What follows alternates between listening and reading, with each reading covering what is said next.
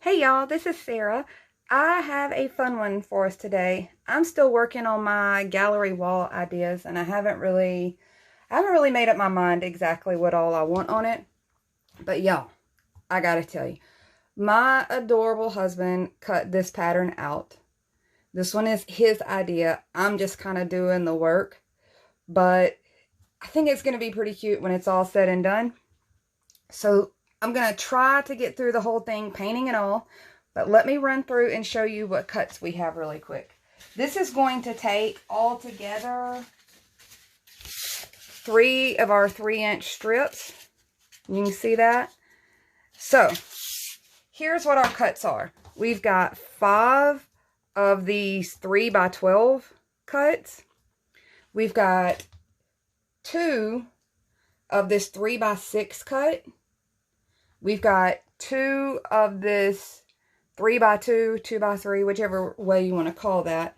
And then we've got these 2 little diamond patterns. And really quick, I'm going to show you how to cut these real easily. And I have to move as fast as I can kind of move on this so I can make sure I get it painted and put together for you. So let me pull out one of my strips. And I've shown you guys how to do the 45-degree angle. And that's pretty much where we're starting on this. Y'all, look what I've done to my cutting mat. This was brand new when I got started. So this is a 3-inch strip. I'm going to go over 3 inches and get my perfect square so that we can get a 45-degree angle from that. So in order to do that, I made my perfect square, and I'm going to go down from one corner of that square to the next. Let me line that up. Let's see. There we go. Now, really quick before I cut this apart, I'm going to show you how this is done. See how that fits there? I'm going to show you a really quick cheat for this. Now, this may not work for everybody, but this is the only cheat I can kind of show you. So my ruler is 3 inches wide also. I'm just going to line it right up on that same line. And there we go. And I'm going to do the same thing here. And you could do this with another one of your strips that you already had cut out. And I'm going to do the same thing there. So the only thing to do now would be to turn around and cut those. And I'm going to switch the other direction since my right hand matters more. I've already admitted my left hand does not know how to do anything. So I'm going to pull that first 45 off. Y'all know me, I'm going to save that triangle.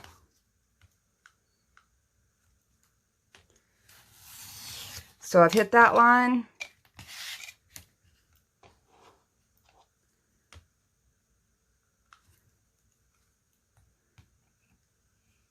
And I know some of you like the box cutter type blades and stuff. And I've said that I tried those, and we have all kinds of options of those around my house. However, one of the things that I think makes the difference for me on getting my cut straight is that I can almost line this whole width of this blade across here and keep from kind of going off with those thinner blades.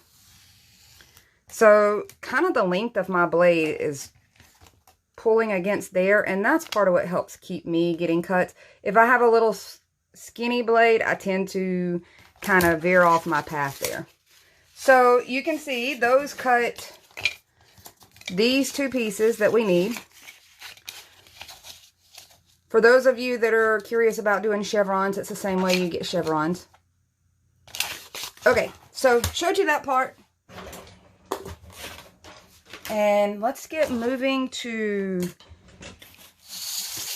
painting, distressing, all of the fun parts.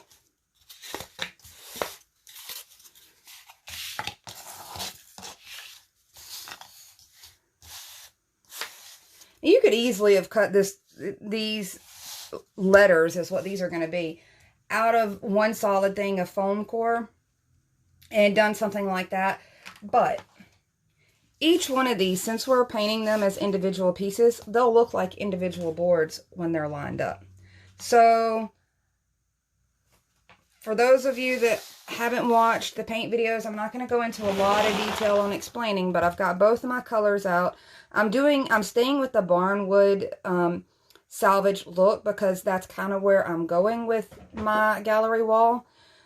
So that requires the Waverly wax and antique, the Waverly wax and clear, and then I've got the Waverly chalk paint and ink. So I'm going to open all these up so I can start lathering some paint on here.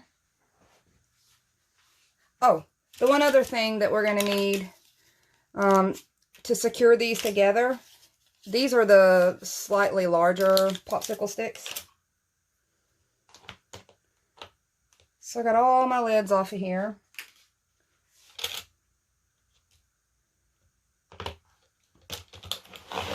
And I'm going to pull out my little tools that I like for distressing. I mentioned to you guys in the beginner video that there's lots and lots of options. I like anything that works as a stabby tool. So I'm going to pull all these in front of me. And I'm just going to kind of poke here. You could line them up and make them look like they're aligned with nail holes, but I don't think I'm going to do that on this one. So I've got a few little marks there. I'm going to show you with the popsicle stick again in case you missed that. So I just popped right into there.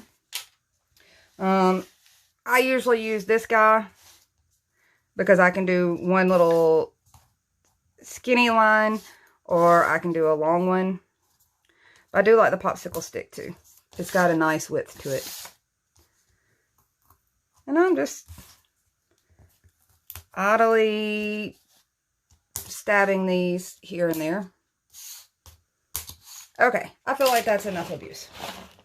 Let's jump into the messy fun part. So I'm going to come in here with my antique. Find my messier sponge here. I kept this one. To me, this is typically about where I throw them away. And I kept this one just to show you guys why I switched to that other sponge. This one is almost ready to throw away. I've cut it down to where it's too small to really be useful to me. But I want to show you the difference. You can kind of see the damage that these sharp sides will do to your nice round sponges. And you can almost see where some of that sponge is coming off there. That's why I switched to using these guys now. But since I was already going to throw this away and it still had product on it. Oh, it is shredding on me something terrible. So all of your sides on this, I'm probably going to go back in and do my backs too. But all of your sides you definitely want to get done because you're going to see the sides when you hang these. And you could double layer these if you wanted to, the same way that I do with a lot of other pieces. I'm not going to double layer these because one of the cool things about this particular kind of craft where you're able to keep that one thin layer, these I can hang up with the poster putty stuff. I won't have to have a separate command strip for every one of these. I can use that poster tack. And I'll be able to pop these right on my wall. Okay. Let's get these ends.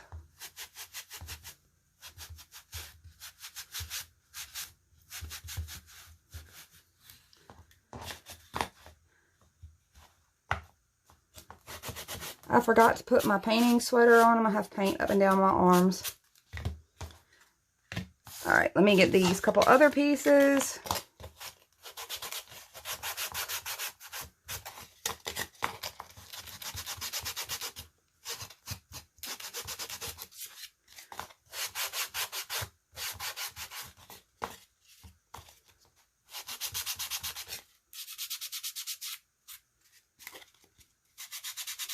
You can see how much shredding that's doing to that sponge. All the little pieces coming off.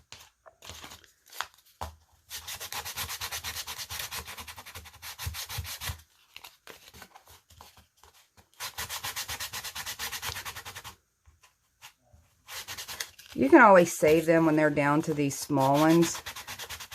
Wash them out and use them to test other colors so that you're not using your good sponges while you're just testing. I have a whole zipper bag of small pieces that I use when I want to test products.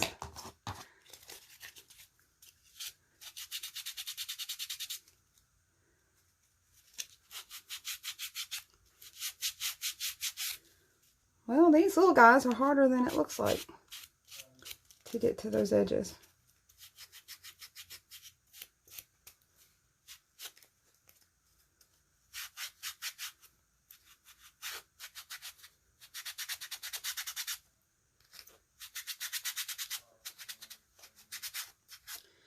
Okay, I feel like that's pretty good. There we go. I'm going to start with my bigger pieces, I think.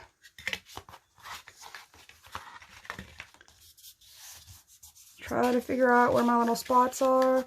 You know, I'm not going to go super crazy with knot holes, but, you know, I may add one or two.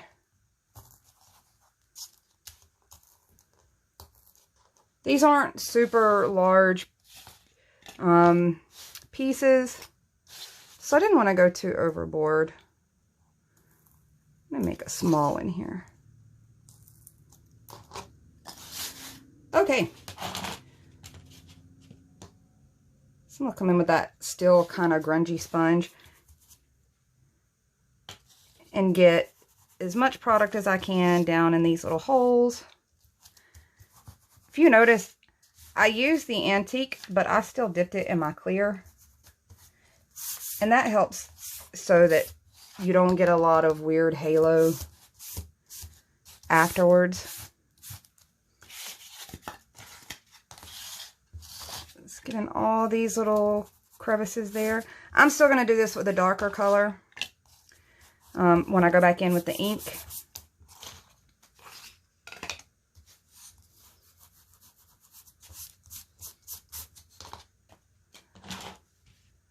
So there's not much to this paint finish. I'm coming in with my antique. I try to not sling things off my desk like I did yesterday. And I'm not even going to put full coverage on this. As a matter of fact, that's almost too much. When I talk about pulling back paint, that's what I'm doing right now, is I'm pulling some of that paint back with the dryer sponge.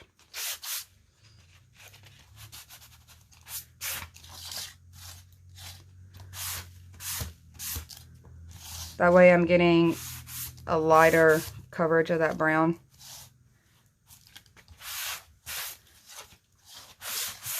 This is why I tend to keep 2 sponges for each color.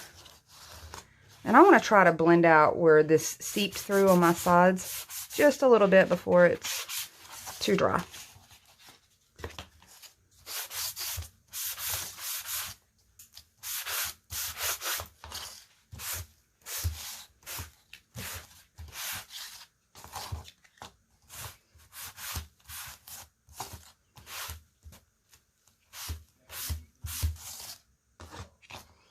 So I want to determine which way I want my grain to go on these 2 pieces, because they'll go together like this. So I'm just kind of eyeballing which way my grain might logically go, since it's kind of an unusual shape.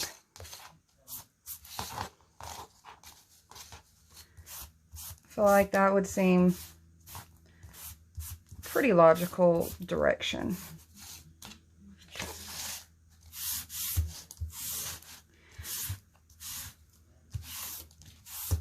Now this bottom coat kind of looks like a mess, but it's not going to stay this way as we layer on. That's going to change. And if you're looking for paint tutorials, the actual tutorials that walk you through step by step a little more clearly, this one is one of the Salvage Barnwood ones. Okay. Last piece. I feel like I lost one of these guys. I'm steadily slinging things off the side of my desk. That poses a problem. All right, I'm going to switch over to this ink color. I always want to call it black, but guys, they call it ink. So I've got my grungy sponge. I'm not even going to tap it into any of the black yet. I want to see how much product's on here. So it's pretty light in product. I'm going to add a little more pigment. This is why I like to keep these cups the way they are, because I do end up intermingling them. So that went on pretty heavy. If you do that, just come in with your wax. I'm going to push down in those little holes.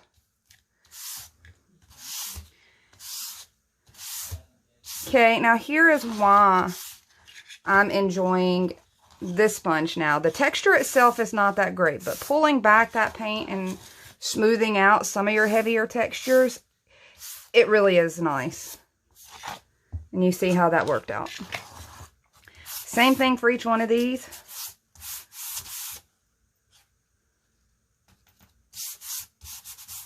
Hit down in those little indentions and all the wood distressing that we did.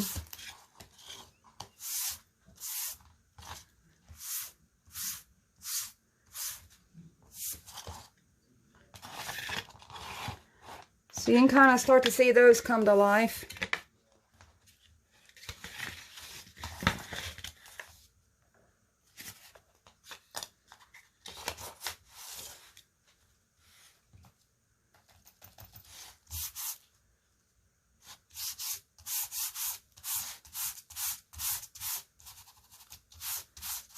If you're not getting your paint down in your little indentions really well, add a little more of your clear wax and push that down in there. The reason I say add a little more to push your other color down in there is it helps keep from getting that weird ring, that color ring around it when you go to kind of smooth it out. But it helps you push a lot more of that paint down in those little indentions.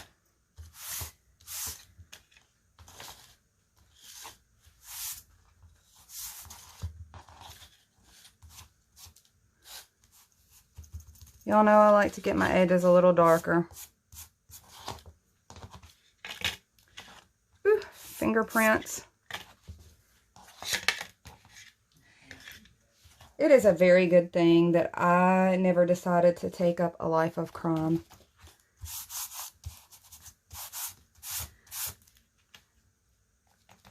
Me and the fingerprints everywhere.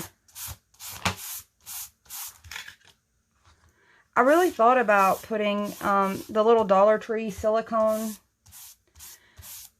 fingertips that you use to protect with hot glue. And guys, I wear a size 6 in a ring, which means I don't feel like my fingers are all that big, but those things hurt my fingers. It may be because I have acrylic tips, but I can't hardly wear them for very long. Does anybody else have that problem? I feel like they're suffocating my fingers.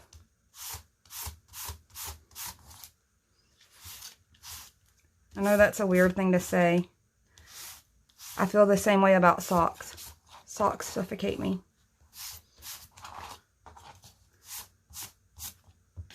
Okay, I'm almost done with all of these pieces. I'm going to pull out my little Dollar Tree fan. I love this little guy. Try to speed that along. I find that to be really helpful since I'm still a little skittish about using my heat gun because I've already brought myself tears on doing that. So that one doesn't get hot.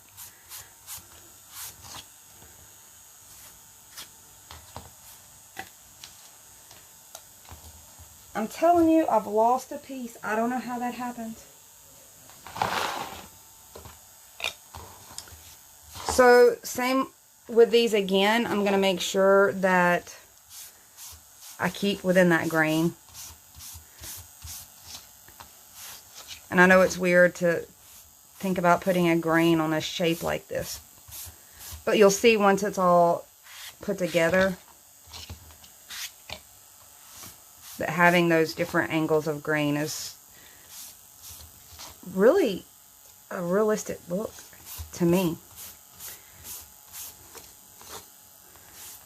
I liked it on my little eat sign, so my adorable husband, who is not a crafter, by the way, guys, I assure you he is not, but he is very helpful and very thoughtful when it comes to this. And so he decided to put together a home version, which I had already planned on doing, but the letter M was causing me struggle. It was ending up so much larger than the other letters. Okay, well, when I encounter my other piece, you guys will know. I'll get all tickled. So, really quick, let me start lining these up so I can decide which one I want to go on each letter, since some have distressing and some don't. Some of these are already fairly dry.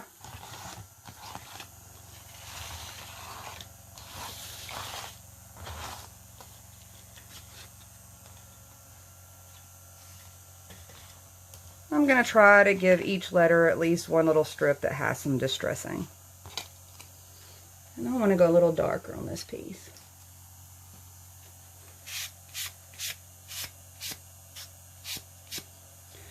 So these are 2 of the 3 by 12. And this is one of the 2 by 3s. And you guys can already see where we're going with this. So I'm going to go ahead and get them laid out. Maybe I will have a chance encounter with my other little piece before I have to cut another one. Guys, am I the only one that does that? Do you just randomly have pieces that you know were there? I don't. And I'm so organized in anything else but crafting. So, these are our little chevron pieces. One is going to go here. One is going to go here. And you notice there's no O, and I did that for a reason, because I am an absolute wreath person. Everyone always has that question of how many wreaths or too many wreaths. I don't know. I can't believe there's such a thing as too many wreaths. So there you go. You can see these are some nice sizable letters. And then I don't know that I can fit them all in, but I'll keep moving them down as I do them. So I'm going to grab my little popsicle sticks, and this is what we're going to use to reinforce the backs to help keep this lightweight enough to hold up with poster putty. So I'm going to flip all these over. The really cool thing about my desk is that it's going to help me find some alignment here.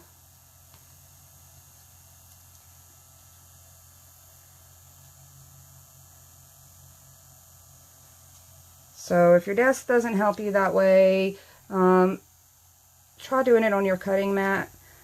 Most of the time I eyeball these things.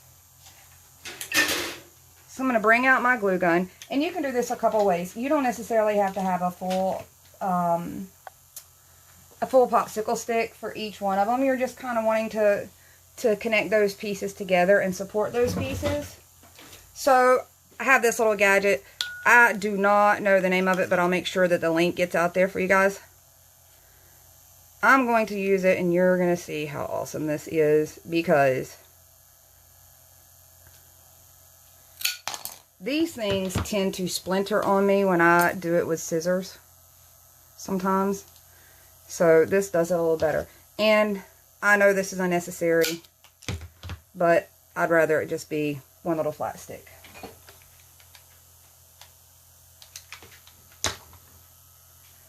So I'm going to come in right here. I'm going to slide this M out of the way. I think most of your straight line letters could be created this way with a little thought put into it. Although I don't have the patience for the rounder letters. I don't mind cutting straight lines in foam core. I'm not all that excellently skilled yet to do the curves and stuff. So I'm pretty sure you guys won't be seeing me do my initials anytime soon. So there we go. There's my letter H, and that is so lightweight, but it sure looks like wood. Okay, so I'm going to flip my M. Now once again, you're going to have it put together like a chevron. It's going to line up. We're going to connect all these pieces together. Hopefully. Let me line it up with some lines here. Make sure I've got it pretty close. I'm going to pop me out a couple more of these popsicle sticks here.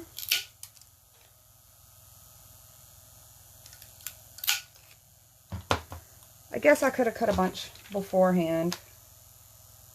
However, I did want to show this really cool little tool. And if I recall, I think it was like around $12 on Amazon.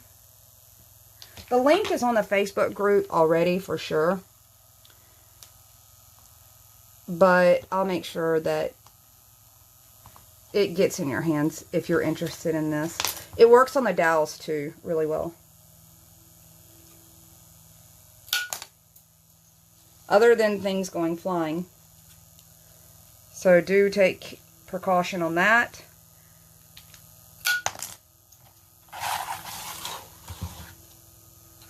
However, if you have not made a mess by the time you're done crafting, did you really finish? Here we go.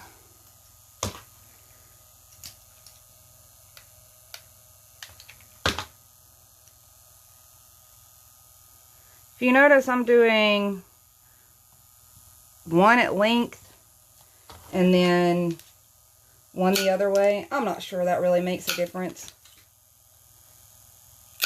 I just felt like it would keep there from being any gaps in between those connecting points on this M, since it had such a wider connecting area from here to here.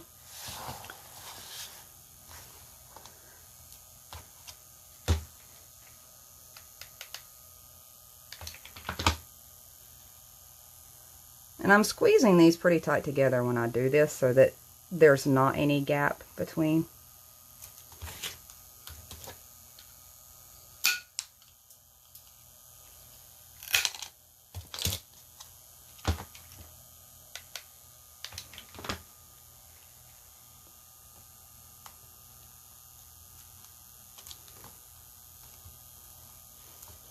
It's going to kill me. I'm going to have to go back and paint all this. It's going to drive me nuts. How cute is that? So let me slide these over. Let's get to the letter E that is now missing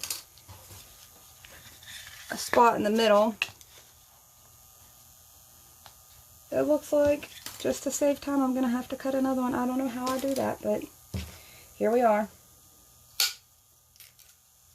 I do know how that happens sometimes. I have a cat.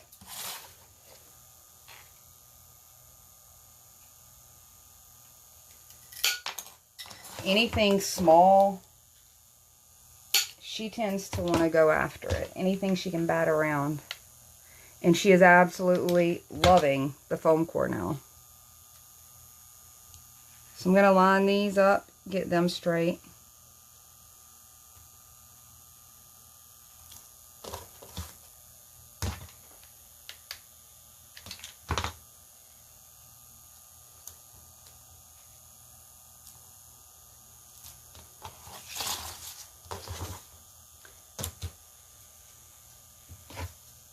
I get so focused.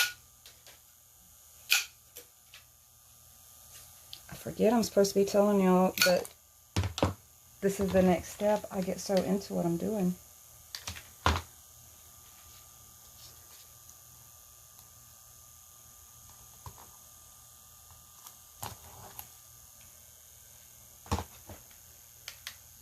So the piece I'm missing is the 2-inch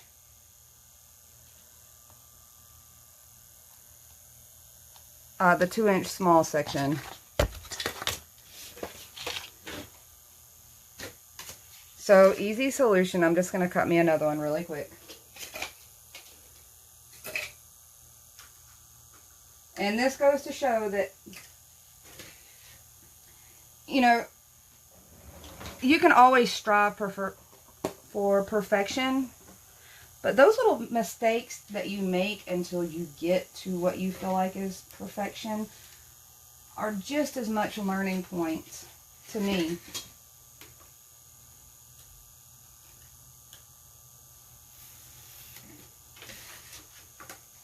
So there we go. Now I have a new E.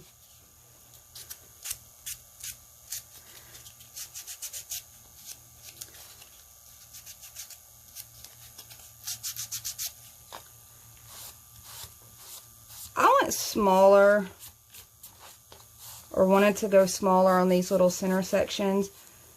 I felt like it made it look less, it was a little cluttered, honestly, trying to put the 3 inches there in that center portion. So there we go.